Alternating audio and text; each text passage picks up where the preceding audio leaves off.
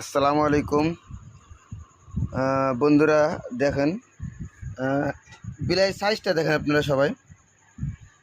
এত বড় একটা বিলাই, মানে ছোটোকালেই তার মাটা মারা যায় আর কি, তখন থেকে আর কি হাতে খাওয়ায় অভ্যেস। তো এই কারণে মূলত এর কাছে যদি একটা ছোটো বাচ্চা বিলাইও দেওয়া যায়, তো দেখা যাবে যে এই দৌড়ে ঘরে চলে আসে। কারণ ওর জাতের কাউকে দেখলেই ওই ওখান থেকে ভয়ে পালিয়ে চলে আসে। আর যখনই আমরা ঘরে আসবো, ঘরে আসার সঙ্গে সঙ্গে ও কোলে চলে আসবে, কোলে এসে আস্তে করে ঘুমাবে। আর কাজই তাই, দেখেন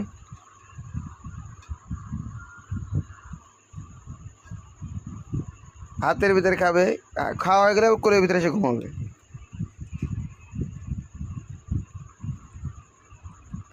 মাশাআল্লাহ,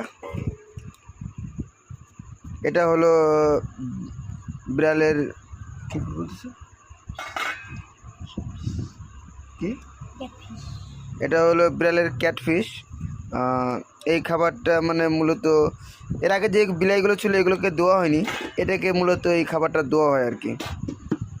ও তৃপ্তির সাথে এটা খায়। ওই যখনই বয়াম বাড়ি দেওয়া হবে, যেখানে থাকুক